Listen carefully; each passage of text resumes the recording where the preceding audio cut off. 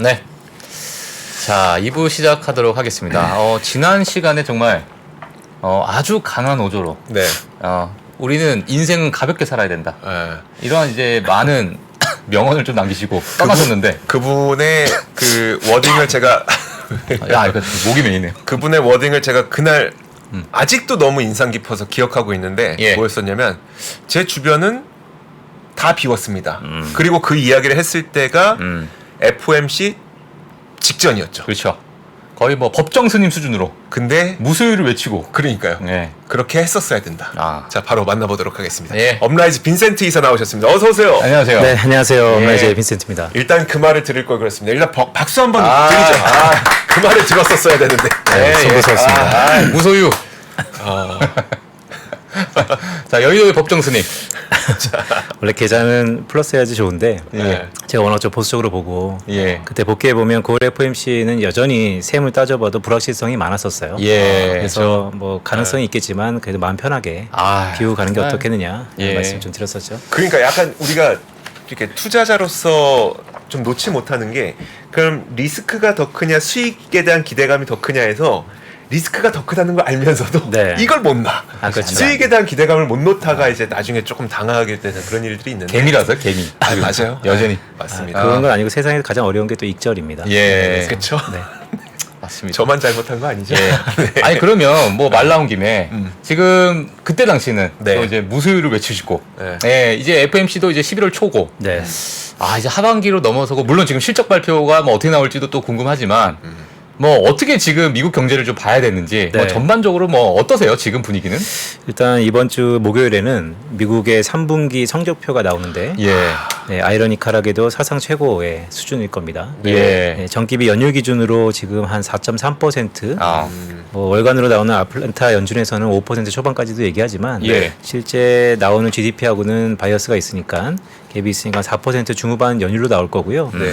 그렇다면 미국의 경제 규모 사이즈를 봤을 때 상당히 견고한 그런 성적표이고요. 그런 걸 놓고 봤을 때 오늘 이제 금리 얘기를 주로 많이 드릴 텐데 예. 금리가 높은 것도 또 어느 정도 반증이 된다라고 할 수 있겠습니다. 예. 당연히 경기가 좋으니까 금리가 높은 것이죠. 하지만 아시는 것처럼 경제는 이자율의 함수이고요. 이자율은 또 시간의 함수입니다. 그런 의미에서 보면 결국 시간이 많은 것들을 해결해 줄 거다라고 보고 있는데 예. 애석하게도 지난번하고 달라졌던 것은 중동 화약고입니다. 네, 저는 중동 화약고가 장기전으로 놓고 보고 있거든요. 네. 러시아 우크라이나 전쟁과 장기라고 같이 말씀하시는 건 어느 정도까지 좀 보시는 네, 일단 해는 거예요? 바뀔 거라고 봅니다. 그래요? 네네. 그래서 그런 가정을 경제 전망에 녹여놓고 보면 예. 적어도 11월 FMC의 동결 또 12월 FMC도 현재는 동결 가능성이 높아지고 있는데 연준은 한 차례 금리 인상한다고 하죠. 예. 그런 걸 놓고 봤을 때 적어도 올해까지는 여전히 9월달 직전에 비워두고 가자라는 의미에서 채울 생각은 아직까지는 없다. 라는 말씀을 좀 드립니다. 네. 연말까지 무소유. 무소유. 연말까지 머리 깎아라. 야, 이거 방송 너무 빨리 끝났는데요? 감사합니다.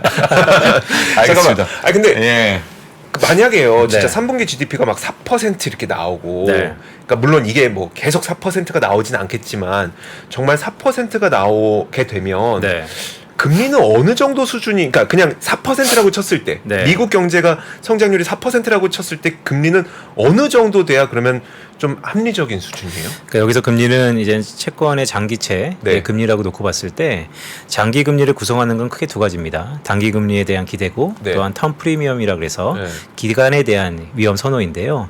단기 금리는 연준이 얼마만큼 금리를 올릴 수 있을까와 결부될 수 있을 것 같아요. 네. 연준이 일단 한 차례 더 올린다고 한다면 지금 5에서 5.5%의 맥스 정도가 될 거고 그러면 오늘 공교롭게 미국의 10년물 금리가 5%를 터치했으니까 네. 그럼 거의 목전에 왔다라고 할 수도 있겠습니다. 근데 문제는 이제 기간 선호인 거죠. 네. 기간 선호는 크게 두 가지예요. 하나는 인플레이션에 대한 기대고 네. 또 하나는 경제에 대한 기대인데 공교롭게도 경제가 매우 좋죠. 네. 그렇다면 지금 순간에서 봤을 때는 미국의 10년물 금리가 5%가 꼭지가 아니고 네. 6, 7, 8로 갈 수 있을 거다라는 우려감이 있지만 저는 또 그렇게 생각하지는 않습니다. 과거의 데이터를 보면 연준이 동결을 했던 구간들이 꽤 있어요. 네. 95년부터 현재까지 2018년까지 한 4번의 기간이 있는데 짧게는 5개월, 길게는 15개월 정도 동결 유지 기간이 있었습니다. 근데 그 기간 동안 10년물 국채 금리가 많게는 170bp, 네. 그러니까 1.7%포인트 정도, 네. 적게는 0한 70bp 정도, 0.7%포인트 정도 네. 다 하락했었습니다.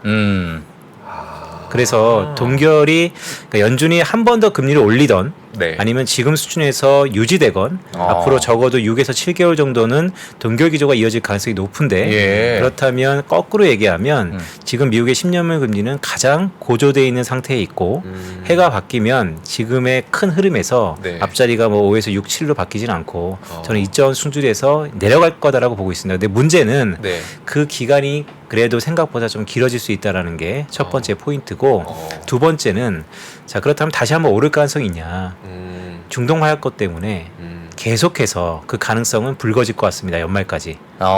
그런 의미에서 말씀드렸던 것처럼 11월 FOMC에서는 시장을 달리려고 노력을 할 것 같고요. 예. 왜냐하면 국채 금리가 꽤 높아졌기 때문에. 네. 그렇죠. 또한 파월 의장이 최근에 뉴욕 연설에서 보면 계속해서 국채 금리와 경기 침체에 대한 얘기를 하고 있기 때문에 11월 달은 상당히 도비시한 FOMC가 될 것 같은데 시장은 그것에 대해서 점수를 줄 것 같지 않습니다. 12월은 네. 이쯤 되면 기본적으로 연준이 기준금리 인상을 좀 그만할까 올릴까에 대한 그만할 거다라는 기대감이 높아질 것 같아요. 오히려 12월에는. 네. 그런데 그때는 다시 한번 연준이 조금 매파적으로 갈 가능성도 있다. 네, 그래서 11월과 12월 시장이 기대하는 것과 연준이 완전히 미스매치 될 것 같다라는 생각을 갖고 있어서 그런 불확실성 때문에 여전히 올해 연말까지도 큰 의미의 피버팅은 없지 않을까? 이렇게 이해해도 돼요. 그러니까 우리 빈센트 이사가 전망하시기로 금리는 상단이 거의 다 온 것 같긴 한데, 네. 상단이 거의 다 온 것 같긴 한데 계속 추가 상승에 대한 우려는 계속 불거질 것 맞습니다. 같다. 이렇게 이해해도 네, 돼요. 중동 이슈 때문에 그래서 희망 고문할 것 같고 11월 달에는 그렇게 매파적일 거라고 뚜껑을 열어봤는데 네. 파월 의장이 상당히 시장 달래기가 있을 것 같고 어, 왜냐하면 국채 금리가 많이 올라졌기 때문에 네네. 그런데 금융시장은 거기에 점수를 줄 것 같지 않습니다. 왜냐하면 중동 이슈가 계속해서 물가에 대한 불안감이 있기 때문에 예. 그럼 12월이 되면 그러면 연준이 11월 달에 좀 도비시적으로 했으니까 네. 12월 달에도 그러지 않을까라는 기대감을 열고 뚜껑을 열 텐데 네. 오히려 다시 한번 높아지는 인플레이션 압력 때문에 연준이 상당히 호키시하게 예. 나타나지 않을까. 저는 그런 가능성을 좀 높게 보고 있습니다. 그럼 그러면은 중동 화약고에 대해서 네. 지금 말씀을 좀 해주셨는데 그 중동 화약고가 물론 뭐 장기화되면 뭐 국제 뭐 지정학적으로 뭐 좋지 않을 것이고 뭐 그거야 뭐 여러 가지 이제 이유가 있겠으나 네. 지금 이사님께서 보시는 네. 이 부분에 되게 초점을 좀 두고 계시는 이유가 뭐 네. 어떻게 될까요? 바이든 대통령이 내년에 대선이 있습니다. 예. 대선을 앞두고서 정체성의 중에 하나인데요. 의회 예산을 요구했습니다. 우크라이나 전쟁은 시작했을 때 전 세계 2위의 군사 대국을 갖고 있는 러시아가 우크라이나를 한 3개월 안에 초토화시킬 것이다라는 게 군사 전문가들의 대부분 컨센서스였습니다. 네. 근데 지금 2년 정도 흘렀죠. 그렇죠. 이유는 미국의 개입입니다.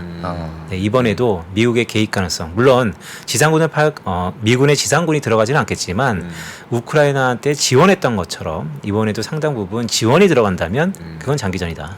라는 생각을 기본적으로 가정을 깔고 내년도나 아니면 투자 시기를 바라보는 게 좋지 않을까? 이것을 단기간에 끝날 거다라고 희망 회로를 섞이면서 전망과 전략을 짜기에는 다소 좀 어려운 부분이 있다라는 생각을 갖고 있습니다. 그러면 혹시 그 전망을 하실 때 정말 확전이 돼서 중동에서의 그 원유 생산의 문제점이 생기면서 네. 유가가 크게 올라갈 것도 고려하고 계시는 거예요, 혹시 지금? 그렇죠. 유가의 상승 압력이 좀 높아질 거라고 보고 있고 그 배럴당 어느 수준에서 스탑될지는 모르겠으나 네. 여전히 확률적으로 지금보다 높아질 수 있다라고 보는 건데 네. 이게 물가에 미치는 영향은 좀 다릅니다. 지난해 하반기부터 국제유가는 하락했거든요. 네. 그렇다면 기저라는 게 있기 때문에 네. 올해 기본적으로 지금 수준이라면 아. 상대적으로 기저 효과가 있을 텐데 그게 다시 바뀔 수 있는 부분이죠. 그래서 전반적으로 중동을 놓고 봤을 때 그냥 변수인데 네. 저는 변수 중에 하나를 좀 오래가는 상수로서 인플레이션 압력과 경기의 하방 압력을 열 수 있는 그런 요소라고 보고 있습니다. 예. 그렇게 전망하고 예. 계시군요. 그러면 이제 원인도 좀 더 여쭤볼게요. 그럼 지금 가장 그 금리를 빠르게 올리고 있는 네. 주체 내지는 원인은 뭐 같으세요? 뭐 중국에서 판다, 일본에서 판다, 뭐 아까 보여드렸던 것도 뭐 채권 작용된 얘기까지 나오고 있는데 네. 이 원인 뭐라고 보세요? 그러니까 이제 여러 가지가 믹스돼 있는데 첫 네. 번째 미국 국채 수급에 대한 문제가 있습니다. 그것은 결국 공급 쪽에 대한 문제고 금리의 상승 요인이고요. 그런데 미국 정부가 지금 계속해서 재정을 더 쓰려고 하는 노력들을 하고 있습니다. 네. 우크라이나, 중동에 돈을 보낸다는 임시 예산안도 마찬가지고 두 번째는 올해 3분기에 4% 중후반의 성적표가 나온다면 연준이 바라보는 올해 2%의 성장을 맞추려면 네. 연준이 꼭 맞는 건 아니지만 4분기에는 성장이 없습니다. 0% 성장이 나올 가능성이 높고 네. 그런 의미에서 보면 내년 1분기, 2분기까지도 경기 침체에 소프트냐 하드냐를 놓고 봤을 때 연준의 파월 의장이 지금부터 계속해서 얘기를 하고 있죠. 좀 부진할 것 같다, 부진할 것 같다. 그런데 그것을 끌어올리려면 네. 결국 재정에 대한 기대입니다. 그래서 어찌됐건 미국 정부는 돈을 많이 쓰겠구나. 그러면 수요와 공급에 의해서 공급 쪽에서에 대한 우려, 금리 상승 요인이 여전히 상존하고 있다는 게 첫 번째고요. 두 번째는 미국의 경기가 또 견고해서 네. 상당 부분 수요적인 부분이 또 있다. 그러니까 앞에하고 뒤에가 약간의 미스매치인데 그래도 둘 다 결국 금리의 상승 요인. 그리고 마지막 세 번째는 우리가 70년대에 낙타등 얘기도 많이 했던 것처럼 네. 70년대의 낙타등은 아이러니컬하게도 저는 그거를 왜 처음에 차용했냐. 네. 제가 있는 업라이즈는 퀀트베이스의 AI 툴을 이용해서 투자를 하는데요.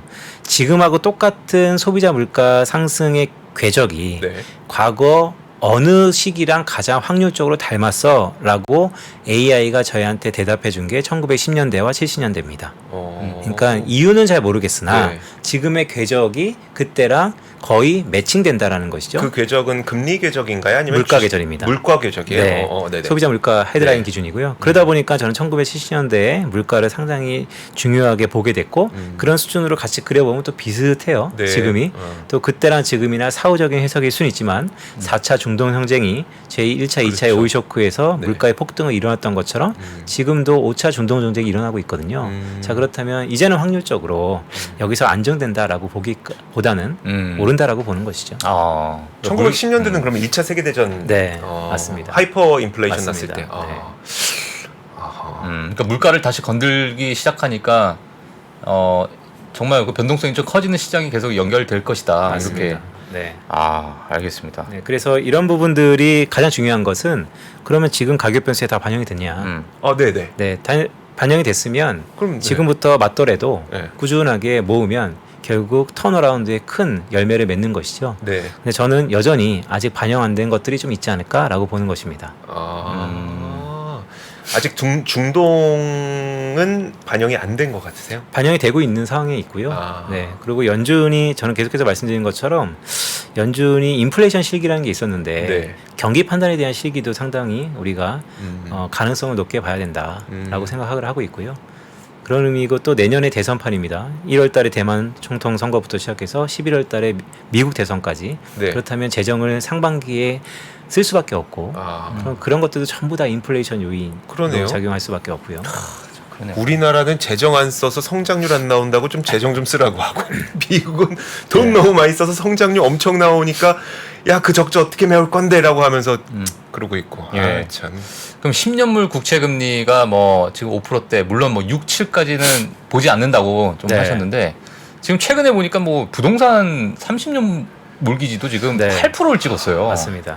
이게 그러니까 이 부분을 우리가 네. 또 어떻게 지속적인 이제 금리 상승인데 네. 이걸 어떻게 좀 해석을 하세요 시장에 대해서? 그러니까 있는 그대로인데요. 예. 두 번째는 미국의 가계부채에 대한 이자 부담은 예. 고정금리냐 변동금리에 따라서 시차가 있습니다. 현재 고정금리 가운데 있는 미국의 가계를 놓고 봤을 때 모기지 금리나 이자 부담이 높다 하더라도 이미 3%에 다 빌려놔서 괜찮다라고 네. 할 수 있는 것이죠. 그런 것의 해피엔딩은 뭐냐면 마치 지난 앞으로 10년 동안 미국 경제를 봤을 때 정말 이례적으로 지금 1년 동안만 금리가 7%였고 내년 내후년부터 다시 3%로 내려간다면 정말 그 말이 결론은 해프닝일 것 같아요. 왜냐하면 결국 다 우리가 다시 한번 갱신하기 이전에 금리가 오르고 내려갔던 해프닝일 수 있으니까. 네. 그런데 저는 패러다임 시프트를 보고 있거든요. 그렇다면 지금의 해프닝이 아니다. 네, 지금의 7%가 유지될지 아니면 내려갈지 모르겠으나 적어도 과거 미국이 금리를 빌렸을 때의 이자율보다는 높아질 거다라고 아. 하는 것은 이제 시차를 갖고 예. 미국 경제를 갉아먹을 수밖에 없는. 그러니까는 뭐 일시적으로 뭐 금리가 어느 정도 조정은 줄 수 있을지언정 네.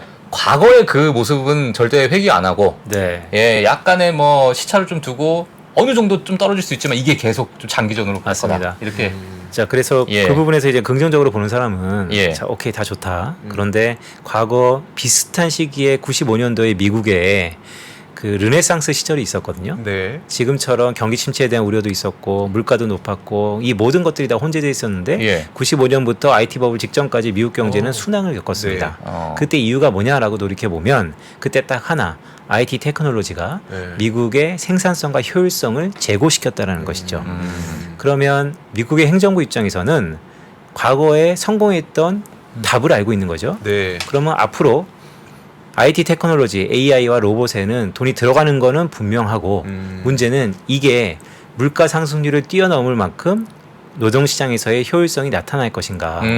그런데 효율성은 민간에서 만들어내는 것이거든요. 네. 그러면 두 가지가 제가 주목하는 겁니다. 첫 번째는 민간에서 만들어낼 수 있는 것인가. 예. 두 번째는 만약에 미국이 민간에서 못 만들어낸다면 내년에 대선이 있다는 해프닝을 놓고 봤을 때 미국 정부는 가만히 있을 것인가?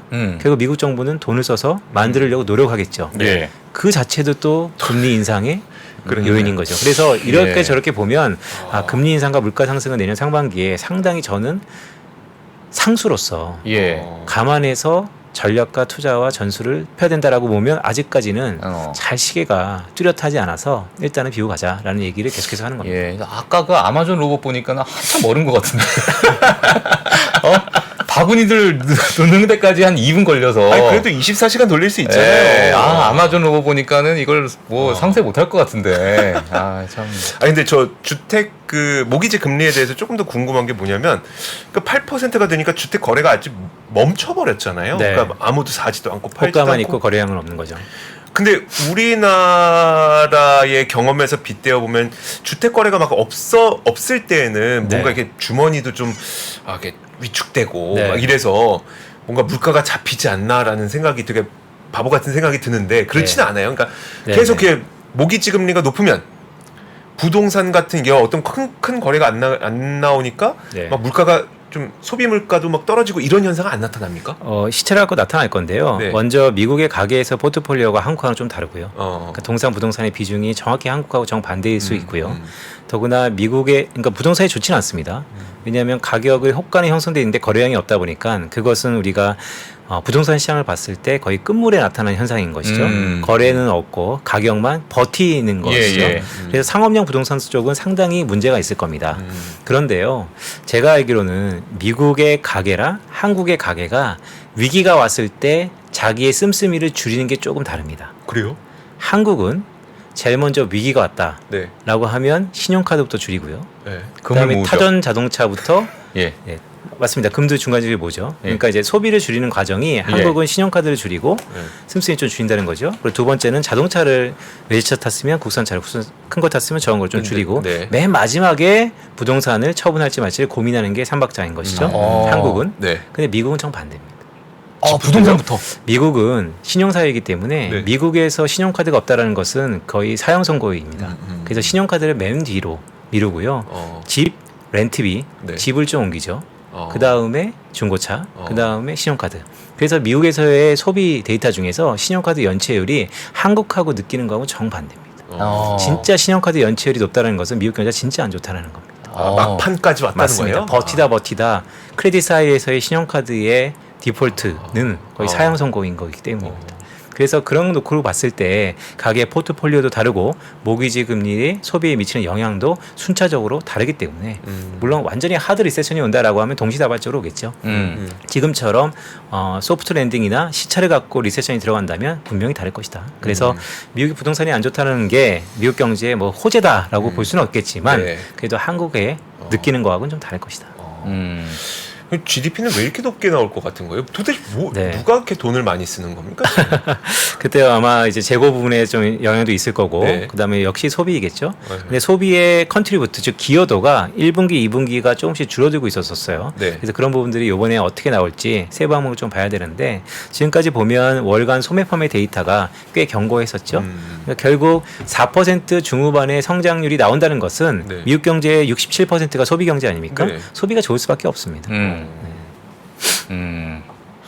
왜 이렇게 좋지? 예. 그러니까 지금 뭐 사실 금리에 대해서 오늘 좀 많이 말씀해 주신다고 하셔가지고 네. 지금 5%대라는 것은 그만큼 아직은 미국 경기가 좋다. 네. 이게 자신감이 있다. 뭐 이렇게 네. 우리가 볼 수가 있을 것 같은데 네. 그 자신감, 그 저변에 깔려 있는 것을 네. 뭐 많은 요인이 있겠지만은 네. 네. 뭐 어떻게 우리가 그거를 네. 좀 봐야 될지 어떤 요인이 있을지 네. 뭐가 있을까요? 리쇼어링이죠. 네, 오바마, 트럼프, 바이든의 리쇼어링은 예. 오바마 때와 트럼프 때와 바이든으로 가면서 상당히 강압적인 구속력이 있습니다. 일례로 트럼프 때는 리쇼어링 하세요. 우리가 인센티브 줄게요. 예. 맞아요. 근데 오바마는 리쇼어링 하세요. 우리가 안 하면 페널티를 드릴게요. 네. 그러니까 실제 최근에 미국의 건설 지출들을 놓고 보면 예. 되게 드라마틱하게 올라가고 있어요. 즉 어. 제조업에서의 건설 지출, 뭔가 돈을 싸들고 예. 미국한테 공장을 짓기 시작했다라는 것이죠. 음. 결국 투자 부분들에서 모멘텀이 형성됐다라는 게 리쇼어링의 열매가 나타나고 있는 겁니다. 예. 근데 우리는 다 알고 있죠. 리쇼어링이라는 게 영원할 수 있을까? 미국은 영원하다라고 얘기를 하죠. 근데 주변국들은 과연 그럴 수 있을까? 에 그러니까. 대한 지금은 이제 분수령이다라고 보고 있습니다. 리쇼어링도 GDP 좋게 만들어줘요. 그럼요. 네. 건설 지출하고 투자가 많이 일어나니까. 네. 그 혹시 리쇼링이 나와서 그런데 내년에 그 대선에 따라서 네. 또 공약이 완전 다르잖아요. 맞습니다. 그럼 이사님께서 좀 보시는 물론 이 대선을 예측하기가 네. 물론 가상 대결도 있을 것이고 많은 네. 뭐 이런 뭐 지표가 있을 것인데 어떻게 좀 미국 경제를 좀 보시는지 뭐 많은 시나리오가 있으니까. 그러니까 제가 여기 3프로에서 예. 그러니까 지난 대선 때 저희 의장님하고 예. 제가 트럼프를 밀었던 사람 중에 하나입니다. 아, 그래요? 그때 미국의 주별 실업률과 예. 스윙 스테이트의 경합도를 갖고 예견을 했던 부분이 있는데요. 예. 미국은 아시는 것처럼 스윙 스테이트 즉 경합주가 매우 중요합니다. 네. 근데 경합주가 많이 줄었어요. 어. 그만큼 불확실성은 좀 적어질 건데요. 제가 볼 때는 과거의 아젠다는 공통의 적은 중국은 싫어였습니다. 타도 중국, 그러네. 공화당과 민주당 다 똑같았어요. 예, 예. 그러니까 아메리칸 퍼스트가 나왔고 리쇼어링이 속도를 받았었죠. 트럼프가 이기면 좀 더 강압적으로 아니면 바이든이 이기면 좀 더 다른 쪽으로 결국 중국을 옥죄자라는 것입니다. 예, 그게 예. 이번에도 지속될 것 같습니다. 그래서 그래서 미중 간의 패권 경쟁은 기본적으로 기분이라고 저는 보고 있고요. 문제는 여전히 공화당과 민주당이 바라보는 친환경에 대한 해석이 좀 다른 것이죠. 그렇죠. 네. 흔히 지금 이제 여러 가지 뉴스 플로우들이 나타나기 시작하는 거죠. 예. 트럼프가 몇몇 경합 지역에서 이긴다 한다. 네. 전부 다 백투 다시 돌린다는다. 근데 모든 것들을 물론 손 뒤집듯 180도 바뀔 수는 있겠지만 제가 근저에 말씀드렸죠. 지난번하고 이번하고 똑같은 것은 타도 중국입니다. 네. 과연 친환경으로 갔을 때 미국이 중국을 이길 수 있을 것인가? 그냥 과거 트럼프처럼 전통 오일로 돌아갔을 때 미국이 중국을 이길 수 있을 것인가? 첨예한 해법이 있을 건데 저는 누가 되더라도 공통 아젠다는 왠지 탈석유화가 될 거다라는 생각도 조심스럽게 갖고 있습니다. 아, 탈석유화요? 네. 예. 이제 공통 아젠다가 되는 거죠. 예. 그러니까 지난번은 공통 아젠다가 이제 에너지는 완전히 달랐었습니다. 중국 타도였는데 네. 중국 타도와 에너지는 트럼프는 친석유, 예. 바이든은 그 탈석유였었는데 이제는 그의 경계선이 좀 모호해질 것 같다는 생각도 갖고 있습니다. 예. 근데 IRA 폐지를 지금 예를 들면 공화당에서는 가장 네. 선두로 좀 내놓고 특히 뭐 트럼프 네. 후보가 이제 그렇게 얘기하고 있는데 맞습니다. 그거는 결국에는 친환경 또 네. 그러니까 탈석유가 아니라 네. 물론 뭐 그렇다고 친석유라고 하기 좀 그렇지만 네, 뭐 이 늦춰지는 그런 어떤 기간이 주어질 수 있으니 네, 예, 늘어진다 그러죠. 뭐 네. 그래서 그렇게 볼 수 있을 것 같은데 그래도 여전히 뭐 탈석유의 기조를 가지고 갈 수 있다 이렇게 좀 생각하시나요? 그러니까 이제 과거 같은 셈법이면 예. 누가 될지 모르니까 더 이상 IRA는 진행이 안 되고 일단 스탑할 거다. 대선의 결과를 볼 때까지 네. 라는 예. 시각이 있고 네. 하나는 저처럼 누가 되더라도 결국 공통분모로서 이제는 패러다임 시프트에 거스를 수 없다라고 보면 IRA는 진행될 겁니다. 저는 약간 후자라고 봅니다. 예, IRA는 그냥 진행될 것이다. 그렇게 생각하시는 혹시 이유가 그러니까 왜냐하면 네. 트럼프는 본인 말로 내가 네. IRA 다 없애버릴 걸 이랬는데 네. 또 불구하고 그렇게 네. 생각하시는 이유는 그러니까 인플레이션 리덕션 액트라는 것은 네. 인플레이션 감축 법안이에요. 그렇죠. 감축 법안의 형태가 좀 다를 거라고 봅니다. 그러니까 아. 트럼프는 결국 조사모사할 거예요. 네. 겉으로 보이는 테두리 포장지가 좀 달라질 거라고 보는 것이죠. 음. 그래서 그게 전반적으로 백투 베이직으로 회귀하는 것이냐, 과거로 완전히 이제 친석유, 셰일로 회귀할 것이냐라고 보면 저는 아니다라고 보는 것이죠. 왜냐하면 그게 궁극적으로 중국을 이기는 카드가 아니기 때문에. 예. 그래서 중국을 이긴다면 그렇게 예. 하겠죠. 근데 그럴 가능성이 좀 적지 않을까. 알겠습니다. 왜냐하면 가장 공통적이 예. 타도 중국이 이번에도 들어갈 겁니다. 예. 사실 그러네요. 그러니까 IRA로 우리 그 전기차 보조금도 주고 있고 반도체도 이제 미국 땅에 반도체 공장도 미국 땅에 만들고 있고 한데, 그러니까 친환경만 따로 떼놓고 보면은 뭔가 이게 트럼프는 석유, 바이든은 이제 태양광 할 것 같지만, 그리고 우리 반도체 그리고 이제 2차 전지도 그 다 포함되는 거잖아요. 근데 이거 다 중국하고 공급망 분리하자고 만든 거니까 그걸 바꾸진 않겠네요. 그렇죠. 트럼프도. 네, 맞습니다. 그러니까 제가 봤을 때 좀 더 오. 디테일하게 나타나겠지만, 제가 만약에 베팅하자면 이게 큰 얼개가 그런 것보다 좀 더 중요하게 예. 이 신냉전 시대에서 둘은 같은 목소리를 낼 거다. 단 양식과 형태가 좀 다르겠죠. 예. 뭐 일단 뭐 중동 전쟁, 네. 물론 이제 미국 대선과 또 중동 전쟁이 엮일 것 같은 생각이 저도 드는데 네. 이제 앞으로 이 중동 전쟁이 좀 시작되면은 뭐 일각에서는 이제 인플레이션이 네. 높아질 우려, 물론 네. 이제 유가가 이제 거기에 큰 요인이 될 것이고 네, 그러다 보니까 기대 인플레이션이 또 높아지면 네. 그 인플레이션 잡기가 정말 힘들잖아요. 맞습니다. 이 기대 인플레이션에 대한 어떤 전망 네. 또는 이사님께서는 이 부분에 네. 대해서는 어떻게 또 생각을 하고 계시나요? 그러니까 이 기대 인플레이션이 흔히 예. 우리가 얘기하는 거, 인플레이션이 높아질 것 같다라는 기대를. 근원적인 기대들이 높아진다라는 정의에서 놓고 본다면, 예, 예. 그래서 연준의 충격 반응이 되게 중요합니다. 그래서 모두의 11월과 12월이 좀 다를 거라고 얘기하는 예. 건, 네, 네. 지금은 기대 인플레이션이 너무 높아졌죠. 네. 그리고 금리도 높죠. 네. 그리고 미국 경제가 3분기 발표 이후에 4분기에 대한 불안이 있습니다. 그럼 연준은 어떤 얘기를 할까요? 실제 11월 달에 금리를 올리지 않음에도 불구하고 금리 인상 효과를 다 향유하고 있습니다. 그러면 12월 FOMC에서는 원론적인 얘기는 물론 기분으로 깔고 가는 거지만 약간 시장을 달랜 듯한 목소리가 있을 겁니다. 근데 12월이 되면 저는 또 달라질 거라고 봅니다. 왜냐하면 그때는 우리가 헤드라인과 코어의 고점이 좀 다르거든요. 네. 시차가 있습니다. 네. 6월이냐 9월이냐. 네네. 그러면 코어 CPI가 올해 10월 달부터는 다시 고개를 듭니다. 아, 시차 생각해 보면요. 맞습니다. 그러면 네. 12월 FOMC 전에는 고개를 드는 물가 지표를 보기 때문에 아. 좀 더 호기시하게 가지 않을까요? 라고 보는 겁니다. 그걸 몰랐네. 네. 그걸 몰랐어. 아, 그래서 맞아. 11월 달까지는 그 데이터가 아직 보기 전이니까 12월 초에 있잖아요. 아. 물가는 11월 중순에 나오고. 아, 지금 코어는 계속 빠지고 있다고 좋아할 때가 아니네요. 네. 아. 그렇죠. 그러니까 기저가 끝나는 겁니다. 예. 얼마 전에 이제 그 파월 의장이 뉴욕 그 클럽에서 맞습니다. 그 발언을 했었잖아요. 거기서 사실 저는 글쎄 모르겠어요. 희망 회로를 돌리고 싶은 건지 모르겠지만 거기서 가장 인상 깊었던 발언은 11월 이제 그러니까 금리가 워낙 높으니 시장 금리가 워낙 높으니 우리 뭐 당분간 금리 동결을 유지할 수 있어. 네. 라는 말이 제일 와닿았었는데 네. 우리 빈센트 이사님께서는 네. 그 파월 의장의 발언을 좀 어떻게 보셨나요? 그것도 매우 중요했고, 다만 그 이후에 나오는 금융안전 보고서가 있었고요. 네. 더 나가서 베이지북이 있었는데요. 전부 다 과거하고 달리 경기 침체에 대한 우려가 높아졌습니다. 높아졌어요? 그렇죠. 이제는 상업용 부동산 아니면 지역은행들 과거보다는 훨씬 더 높은 금리에 대한 부담감이 높아졌다라는 멘트들이 많기 때문에 네. 왜냐하면 이번에 침체 비슷한 뭔가 약한 고리가 있다면 결국 그 부분이거든요. 올해 상반기에 SVB 사태부터 넘어졌던 그 부분, 지금 네. 봉합했던 부분, 또한 계속해서 우리 얘기했었던 상업용 부동산, 네. 결국 무너진다면, 약한 고리가 끊어진다면 그 부분이기 때문에 그 부분에 대해서 이전보다 톤이 높아졌다라는 것이 저는 좀 더 눈에 들어왔다고 할 수 있겠습니다. 시장하고는 좀 다른데요. 시장에서의 그 우리가 리세션 뭐 레이쇼 해갖고 막 뭐 네. 비율 따지고 하는데 그건 좀 네. 줄었잖아요. 금융시장은 자금의 상황이 결국 금리가 높아져서 그랬다. 네. 그래서 연준이 이 모든 걸 고려해서 금리를 낮춰주면 좋겠다라는 것에 1차적인 주목을 하는 건데요. 금리라는 것은 반응함수죠. 네. 경제가 안 좋아지면 금리가 내려갈 거고요. 네. 물가가 잡히면 내려갈 겁니다. 근데 물가가 잡히는 것보다 경제가 안 좋다는데 좀 더 이목을 끌었던 과거의 보고서들이 있다. 알겠습니다. 침체 우려가 오히려 연준에서는 높아지고 있다고 보는군요. 아, 참 이제 네. FMC가 11월에 있는데 음. 이걸 안 여쭤볼 수가 없죠. 네, 예, 말씀해주세요. FMC 11월 네. 어떻게 보십니까? 네, 동결할거 부르고요. 예. 왜냐하면 FOMC 11월 초에 있는데 예.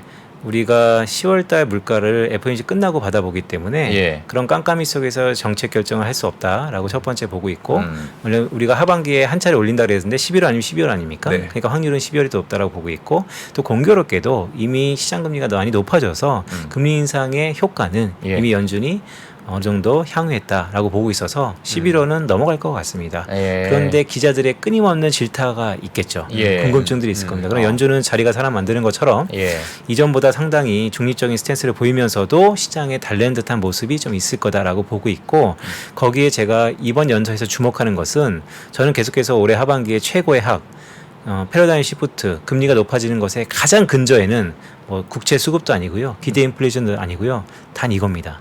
중립금리의 상향입니다. 중립금리 상향. 네. 예, 맞아요. 그 얘기를 좀 할 것 같으세요? 그 얘기는 계속해서 하고 있습니다. 네.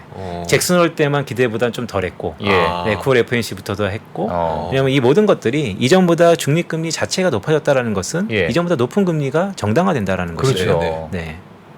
그러니까 고금리가 계속 간다. 뭐 사실 네. 사실 9월에 FMC 점도표 나왔을 때 네. 가장 시장에서 좀 깜짝 놀랐던 부분이 그 부분도 하나 있었잖아요. 맞습니다. 중립금리를 네. 과거보다 높여서 네. 했던 네. 부분이 큰 타격이었잖아요. 네. 사실. 그러니까 이제 연준 내부에서 상당히 디베이트가 있다라는 거고, 예. 최근에 나오는 연준의 수많은 책들을 보면 연준 내부에서 수많은 디베이트가 있고 파월 의장은 시장과 여러 가지 밸런스와 균형을 위해서 되게 제한적인 목소리를 낼 것이다라고 보고 있습니다. 저는 이것이 8월 잭슨홀에서 나타났으면 어땠을까라는 생각을 개인적으로 하면서 잭슨홀을 봤는데 예. 생각보다 잭슨홀에서는 되게 투박하게 그런 거 없다. 하지만 며칠 뒤에 논의하고 있다. 예. 이제는 이전보다 높아질 개연성을 열어두고 있다. 음. 이번에 어떨까요? 네, 이번에도 처음보다 어. 높아질 가능성을 염두하지 않을까라고. 예. 자, 그러면 제가 또 마지막 질문 하나만 네, 더. 네. 예. 무소유를 말씀하시고 네네. 이 시장이 네. 자, 이제 금리가 어느 정도 뭐 시장에서 좀 흡수를 했어요. 네. 뭐 지정학적 악재도 어느 정도 좀 흡수를 했고 네. 어느 정도 이제 이사님께서 이제 시장이 그래도 네. 물론 뭐 과거만큼 돌아가진 않겠지만 좀 흡수했다. 네. 안정화됐다. 네. 그럼 가장 먼저 네. 보시는 네. 그런 어떤 산업군이 혹시나 네. 따로 있을까요? 미국하고 다른 국가들 좀 다를 것 같은데요. 예. 먼저 말씀드렸던 것처럼 그럼 이 악재들이 전부 다 반영했다고 보는 시기가 언제냐. 시기를 보기 좀 어렵지만 예. 내년 2분기입니다. 내년 2분기요. 네. 왜냐면요. 우리가 한 두세 달 전까지만 하더라도 위험 선호가 되게 좋았었습니다. 네. 그러니까 주가 지수가 좋았었죠.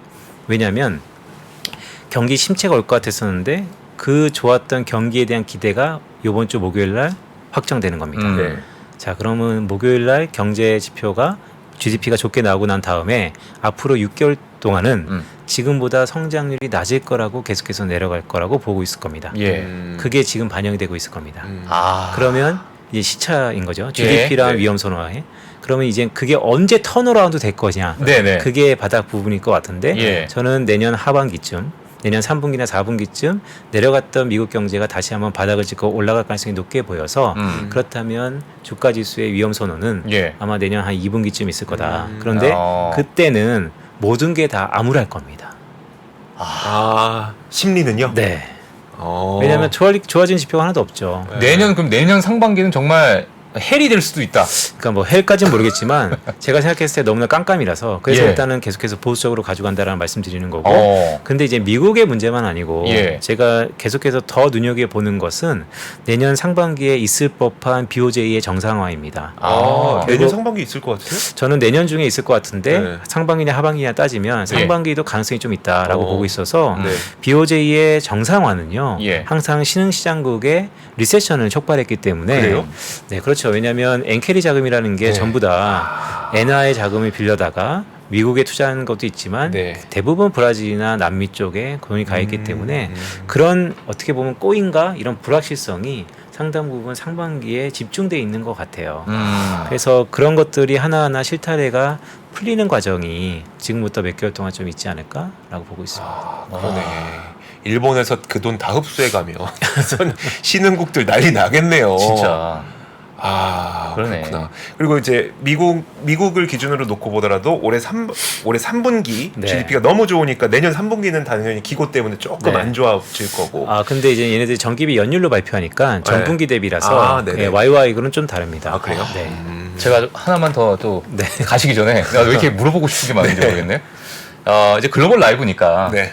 물론 이제 미국 시장만 또 보지 않으시잖아요. 또 네. 국내 시장도 또 보실 것이고 맞습니다. 국내 시장과 네. 미국 시장 이렇게 최근에 또 국내 시장 워낙 또 네. 많이 두들겨 맞아가지고 네. 뭐 어떻게 보십니까? 물론 이제 질문이 약간 너무 추상적일 수 있는데 네. 미국 시장은 뭐 지금 뭐 빅테크 실적 발표가 나오니까 그 이후에 어느 정도 변동성이 좀 있을 것이고 네. 네, 국내 시장도 물론 뭐 실적 발표가 있지만 네. 뭐 일각에서는 뭐 국내 대형주가 뭐 좋다 뭐 네. 이렇게 또 말씀을 지난번에 좀 해주신 분들도 없지 않아 네. 있었는데 뭐, 이 네. 양시장 네. 이거를 우리가 네. 개인 투자자들 입장에서 네. 네. 어떻게 또 우리가 좀 포트폴리오를 좀 가져가는 게 좋을까 궁금하신 분들 좀 있을 것 같은데 네. 일단 경제만 놓고 보면 예. 미국이 좋냐, 한국이 좋냐. 한국보단 미국이 납니다. 예. 네, 그게 어느 정도 주가 지수에 영향이 있을 거고요. 어. 두 번째, 대형주를 얘기하는 것 중에 하나는 한국 경제가 안 좋아지는 여러 가지 이유 중에 하나가 결국 대외적인 경쟁력, 수출이거든요. 수출은 이번 달에 발표되는 게 플러스 전환될 가능성이 높습니다. 예. 왜냐하면 지난해 10월 달부터 마이너스를 찍었기 때문에 자연스러운 것이죠. 그런데 제가 오기 전에 잠깐 금액을 보니까 여전히 지난해 3월 고점 대비 15% 정도 하락해 있고요. 낮아 있고 대중 수출은요. 지난해 고점 대비 아직까지 30% 정도 회복을 못하고 있습니다. 아. 그래서 예. 대형주가 좋다라는 것은 수출 지표가 이제 플러스 흑자돼서 상승하기 때문에 대량 수출주인 반도체와 2차전지와 자동차와 이런 것들이 올라가니까 대형주가 좋다라고 공교롭게 10월달 수출 지표하고 해석할 수 있는데 예. 저는 금액적으로 보면요 여전히 15에서 20% 많게는 30%까지 줄어들 있는 상태입니다. 예. 그래서 여전히 보수적으로 봅니다. 보수적으로. 네. 예. 그러면은 미국에 대한 뭐 굳이 네. 뭐 물론 이제 가지고 있지 않다 지금은. 하지만 뭐 지금 가지고 계신 분들은 포트폴리오를 좀 조정한다면 네. 미국 쪽으로 그래도 가져가는 게 그나마 낫다 이렇게 보시나요? 혹시? 사실 그러니까 예. 제가 이제 글로벌 라이브에 한 달에 한 번씩 오게 된 지가 이제 두 번째인 것이죠. 그래서 뭐 소통이 오래되지 않았기 때문에 예. 어떻게 들릴지 모르겠습니다. 줄일 시기는 좀 지났다고 보고요. 아, 네, 그래서 지난 시기를 그러니까 이미 줄일 타이밍이 지났는데 예. 지금 다시 한번 움직여서 그 결과가 좋을지는 모르겠습니다. 아. 네, 그게 되게 아이러니컬한 거죠. 예. 그런데 저는 이제 새로 진입할 사람이 있다라면 좀 알리고 싶다. 아. 왜냐하면 결국 우리 늘상 그런 얘기 하는 것처럼 우리가 집이 없어서 부동산을 못 사는 게 아니죠. 네. 결국 유동성이 없어서 못 사는 것처럼 예. 좀 더 시계를 넓게 보면 지금보다 훨씬 더 좋은 타이밍. 여기서 좋은 타이밍은 저는 밸류에이션을 얘기하는 게 아닙니다. 좀 비싸게 사면 어떨까요? 좀 예. 싸게 사면 어떨까요? 내가 마음 편할지. 그 시기가 지금은 아닐 것 같아요. 지금은 아니다. 대화창에 이미 늦었다. 잠깐만. 이미 늦었다. 죄송합니다. 아닙니다. 큰일 났어. 네. 근데 이제 말씀하신 게 맞을 것 같아요. 그러면은 지금이라도 팔아요? 뭐 손실 확정해요? 라고 질문하는 분들한테 네 손실 확정하세요라고 우리가 어떻게 얘기합니까? 그런 게 아니라 네. 물론 이제 그 전에 지난번에 오셨을 때 말씀해 주셨던 것처럼 제 주변은 좀 다 비웠더라고요. 했던 것 그때는 맞죠. 그렇죠. 네. 근데 이사님께서 부드럽게 설명해서 그렇지 네. 메시지는 엄청 강한 지금 거예요. 강렬합니다. 네, 무지막지한 메시지를 지금 강하게 말씀해 주신 거기 때문에 대신 그렇다고 이제 뭐 이거 뭐 금융시장 망가집니다 이런 얘기가 그렇죠. 아니라 네, 지금 그건 보면 아닌데. 이런 플로우가 있습니다를 굉장히 긴 시계열로 설명을 해주신 그렇죠. 거기 때문에 아마 많은 분들이 좀 이해가 되시지 않았을까. 뭐 한두 달 네. 뭐 투자하는 게 아니기 때문에 그럼요. 내가 만약에 적정한 시간대에 투자한다면 지금은 아닌 것 같다. 그러니까요. 예, 이런 그러니까요. 메시지. 자, 오늘 좀 또 좋습니다. 무소유를 또 오늘도 무슨 예, 올해는 아무것도 안 갖고 가겠습니다. 주머니는 가볍게, 지갑도 가볍게. 알겠습니다. 예, 예. 자 오늘 업라이즈 빈센트 이사와 함께 이야기 나눠봤습니다. 오늘도 너무 감사합니다. 네, 자, 감사합니다. 외환위기 오는 거 아니에요? 금융위기 오는 거 아니에요? 이런 질문들을 좀 굉장히 많이 받았었습니다. 탐욕이 되게 강했을 때 위험자산으로서의 극단적인 쏠림이 나타나고 공포감이 극에 달했을 때 안전자산으로서의 극단적인 쏠림이 나타나거든요. 과거의 일이 미래에 똑같이 일어난다 이건 아니지만 그때 당시에 위기 상황에서는 어떤 공통점들이 있었는지를 보면서 우리가 대비를 하는 방법도 고민해 볼 수 있고요. 과거를 제대로 이해하는 순간 위기의 실체가 드러납니다. 오건영의 현실 경제 이야기를 서점에서 만나보세요.